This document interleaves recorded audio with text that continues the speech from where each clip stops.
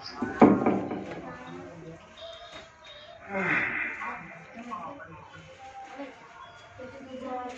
پر 12 موقر علماء کرام و حفاظ کرام، سامعین و سامعات، السلام علیکم ورحمۃ اللہ وبرکاتہ۔ نحمده ونصلی علی رسولہ الکریم، اما بعد۔ اعوذ باللہ من الشیطان الرجیم، بسم اللہ الرحمن الرحیم۔ یا ایھا الذین آمنوا اتقوا اللہ وکونوا مع الصادقین۔ صدق اللہ العظیم وصدق رسولہ النبی الامین الکریم، ونحن علی ذلک لمن الشاہدین والشاکرین، والحمد للہ رب العالمین۔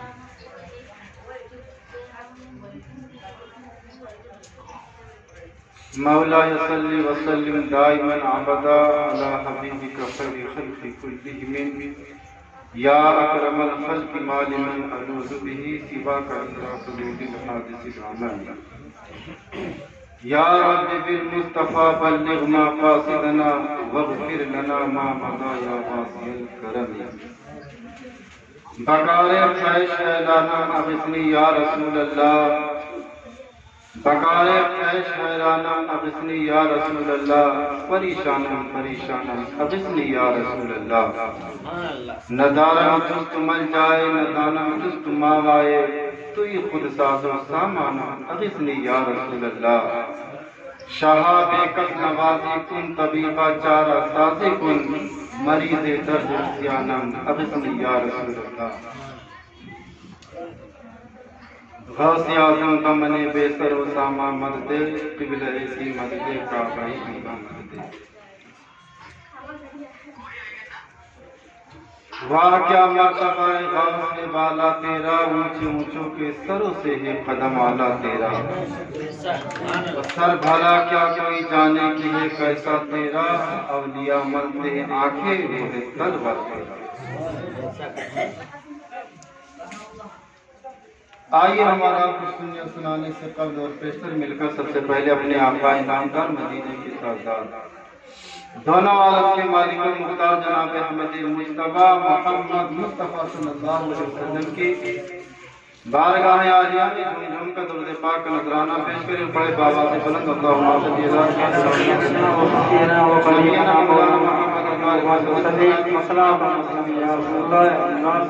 وسلم۔ عزیزان محترم، دیکھ رہے ہیں آپ لوگ کہ علماء کرام کا جمع غفیر ہے اسٹیج پر۔ بہرحال یہ غوث اعظم کے نام پر محفل کو رچائی گئی ہے، اور غوث اعظم تو فرماتے ہیں جب تک میں نہیں چاہتا ہوں تو اس وقت تک کسی کی زبان پر میرا نام نہیں آتا۔ یہ تو غوث اعظم کی شان ہے، غوث اعظم کا مقام ہے۔ بہرحال یہ بڑے شان و شوکت کے ساتھ محفل کا انعقاد کیا، بڑے قدر و فخر کے ساتھ، لیکن کچھ عرض عارض کی وجہ سے یہ پروگرام کو مختصر کر دیا گیا۔ بہرحال رب کی بارگاہ میں دعا ہے، اے رب ذوالجلال اس محفل کو اپنی بارگاہ میں قبول فرما۔ واقعی میں ہمارے حافظ نعیم الدین صاحب نے اپنی کاوش اور محنت جو ہمارے سامنے پیش کی، واقعی وہ ایک محنت ان کے رنگ لائی۔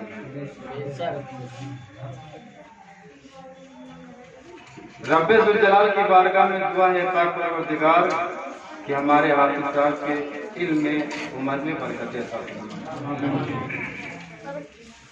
تو بہرحال میں زیادہ ادھر نہ بات کر میں یہ بتانا چاہتا ہوں کہ یہ غوث اعظم کی شان میں، غوث اعظم کے نام پر جو محفل رچی ہوئی ہے، مسلمانوں غوث اعظم کی شان میں آپ کو کیا بتاؤں، صرف اتنا جان لیجئے کہ جس طریقے سے تمام نبیوں میں مصطفیٰ جان رحمت کا کوئی جواب اور ثانی نہیں ہے، اسی طریقے سے تمام ولیوں میں غوث اعظم کا کوئی جواب۔ غور دنیا میں تمام ولی آئے، دنیا میں ایک سے ایک پائے کہ بزرگ تشریف لائے، لیکن ہر ولی کسی نہ کسی نبی کے قدم پر ہوا کرتا ہے، ہر ولی کسی نہ کسی نبی کا پرتو ہوا کرتا ہے۔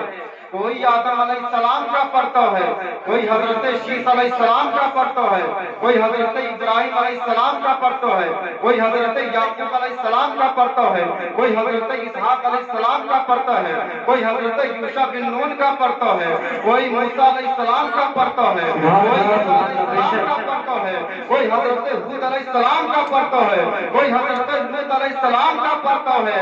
لیکن غوث اعظم رضی اللہ تعالیٰ عنہ کی ذات ذرا آپ اندازہ لگائیے کہ غوث اعظم رضی اللہ تعالیٰ عنہ منبر پر جلوہ فروز دے کر فرماتے ہیں کہ اے لوگوں کان کھول کر سن لو، نہ میں آدم صفی اللہ کا پرتو ہوں، نہ میں صفی اللہ کا پرتو ہوں، نہ موسیٰ کلیم اللہ کا پرتو ہوں، نہ عیسیٰ روح اللہ کا پرتو ہوں، اگر ہوں تو میں جناب محمد رسول اللہ کا۔ سبحان اللہ، سبحان اللہ، ماشاء اللہ، ماشاء اللہ، سبحان اللہ، سبحان اللہ۔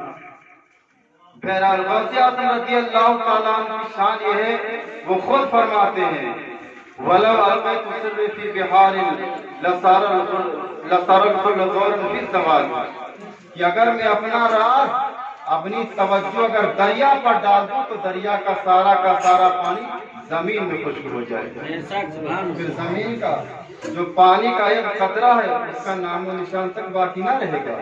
اور پھر آگے فرماتے ہیں وَلَوْ أَلْقَيْتُ سِرِّي فِي جَبَالٍ لَدُكَّتْ وَاخْتَفَلَتْ بَيْنَ الْجَمَالِ، اگر میں اپنی توجہ اپنا راز پہاڑ پر ڈال دوں تو خدا کی عزت کی قسم یہ اونچا سے اونچا پہاڑ ریت میں مل کر بالکل خاک میں مل جائے گا۔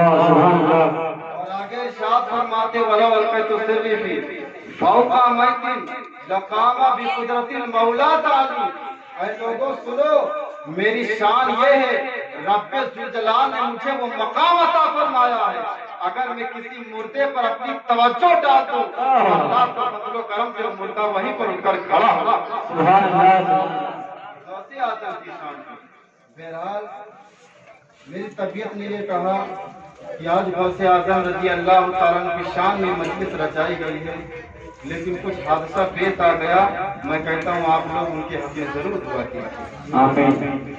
اگر ہم غوث اعظم کی شان میں اور غوث اعظم کی بارگاہ میں عریضہ پیش کریں گے، التجا پیش کریں گے تو انشاءاللہ غوث اعظم ہماری بگڑی ہوئی تقدیر کو ضرور سنبھالیں گے۔ یہ تو غوث اعظم ہے، میں کہتا ہوں غوث اعظم کے در پر، غوث اعظم کے چوکھٹ پر جو لوگ جھاڑو لگاتے ہیں اور وضو کراتے ہیں، میں کہتا ہوں لوگ اس کی نظیر نہیں پیش کرتے، اس کی کوئی مثال نہیں پیش کر سکتے۔ ایک صاحب تھے جن کا نام حضرت شیخ محمد الپارسی رحمۃ اللہ، وہ کیا کرتے تھے، وہ خانقاہ میں لوگوں کو وضو کرایا کرتے تھے، لوگوں کو ہاتھ دھلایا کرتے تھے۔ مسلمانوں ذرا غور کرو، لیکن انسان کی فطرت یہ ہوتی ہے کہ کبھی کبھی انسان کے دل میں تھوڑا سا میل پیدا ہو جاتا ہے، ہوتا ہے انسان کی فطرت میں۔ تو غوث اعظم کی خانقاہ میں تھے، وہی خدمت کرتے تھے، غوث اعظم کی بارگاہ میں تھے، مہمان آتے لوٹا لے کر لوگوں کو وضو کرانے لگتے، ہاتھ دھلانے لگتے، لیکن دل میں ایک میل پیدا ہوا کہ لوگ غوث اعظم کی بارگاہ میں آتے کیوں ہیں، تو سوچا شاید اس لیے آتے ہیں ملاقات کرتے، کھاتے پیتے چلے جاتے، ایک میل پیدا ہوا۔ پھر غوث اعظم سے نہ کچھ بتایا نہ کچھ کہا، سیدھا خانقاہ سے نکلے باہر، اور جب باہر نکلے تو دو بزرگ ملے، کہا کہ چلو سیر و سیاحت کے لیے چلتے ہیں، کہا کہ ٹھیک ہے چلیے۔ چلتے جب بھوک کا غلبہ طاری ہوا تو آخر دونوں بزرگوں نے کہا اب کھانے کا پینے کا انتظام کیجیے۔ کہا یہاں نہ گاؤں ہے، نہ بستی ہے، نہ گھر ہے، نہ بار ہے، نہ دکان ہے، مکان ہے، یا کھانے کا کوئی انتظام نہیں۔ اللہ اکبر۔ یہاں تک کہ ان میں سے ایک بزرگ جو تھے انہوں نے مصلی بچھایا اور مصلی بچھا کر 2 رکعت نماز نفل پڑھی۔ سبحان اللہ، 2 رکعت نماز نفل پڑھی اور پھر رب کی بارگاہ میں اپنے ہاتھوں کو اٹھایا ہے تو مسلمانوں کسی گھر سے کھانا نہیں آیا بلکہ آسمان سے کھانا نازل ہوا۔ आसमान से खाना नाजिल हुआ। बहरहाल चलते चलते चलते चलते कुछ दूर फिर चले, यहाँ तक कि फिर भूख का गलबा तारी हुआ। तो जो दूसरे बुजुर्ग थे उन्होंने फिर मुसल्ला बिछाया, 2 रकात नमाज न पढ़ी। फिर आसमान से खाना नाजिल हो गया, खाया। यहाँ तक कि फिर चलते रहे, 24 घंटे सब फिर गुजर गए। तो आखिरकार वो जो खानकाह से निकले थे, जिनके दिल में मैल पैदा हो गया था, उन्होंने कहा कि दुआ कीजिए, भूख लगी है, खाना नाजिल हो। तो कहा कि हम दोनों ने दुआ कर दी, अब की तुम्हारी बारी, अब तुम दुआ करो। क्या कहने लगे, मैं तो खानकाह गौसे आजम में एक वजू कराने वाला मामूली खादी हूँ, पता नहीं मेरी दुआ कबूल हो कि ना हो। लेकिन मुसलमानों कभी कभी ऐसा होता है कि इंसान आला दर्जे पर पहुंच जाता है, लेकिन उसको खबर नहीं होती। आखिरकार वो बड़े हड़चोपन में पड़ गए, करूं तो क्या करूं, मरता क्या न करता। आखिरकार उन्होंने भी मुसल्ला बिछाया और मुसल्ला बिछाकर 2 रकात नमाज नफ्ल पढ़ी। और जैसे ही सलाम फेरा, फिर रब की बारगाह में अपने हाथों को उठा दिया, ऐ रब्बे जुल जलाल, ऐ खालिके कायनात, मैं बड़ा गुनहगार इंसान हूँ, मैं बड़ा रियाकार हूँ, लेकिन तू मेरे गुनाहों का ना देख। ऐ रब्बे जुल जलाल, इन दोनों बुजुर्गों ने जिसके सदके से दुआ मांगी है, ऐ रब्बे जुल जलाल, उसी के सदके से हमारे लिए खाने का इंतजाम फरमा दे। हमें ये बताती है तारीख, हमें ये गवाही देती है, जब शेख मोहम्मद ने दुआ के लिए अपने हाथों को उठाया है, तो आसमान से एक दस्तरखान नहीं नाजिल हुआ, बल्कि एक साथ 2 दस्तरखान, एक साथ 2 दस्तरखान नाजिल हो गए। अब शेख मोहम्मद की दुआ पर वो दोनों मुताज्जिब हो गए। कहा कि ये तो बताइए, आखिरकार जब हमने दुआ की तो सिर्फ एक दस्तरखान नाजिल हुआ, लेकिन जब तुमने दुआ की तो 2 दस्तरखान नाजिल हुए। तो कहा कि जानते हो हमने किसके सदके और वसीले से दुआ की है?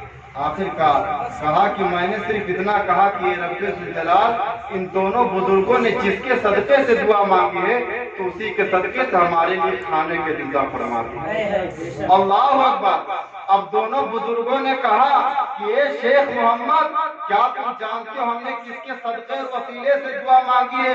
कहा ये तो नहीं पता है। कहा कि जब हमने रब की बारगाह में अपने हाथों को उठाया है, तो मैंने कहा हे रब्बे जुल जलाल, एक खालिके कायनात, गौसे आजम की चौखट पर, गौसे आजम की खानकाह में जो इंसान वजू कराता है, तो उसके सदके से हमारे लिए खाने का इंतजाम फरमा दे। जरा गौर करिए, इतना ही सुनना था, शेख मोहम्मद आलम बर्द में आ जाते हैं, आंखों से आंसू जारी हो जाते हैं। आखिरकार दोनों बुजुर्गों ने कहा शेख मोहम्मद रो क्यों रहे हैं?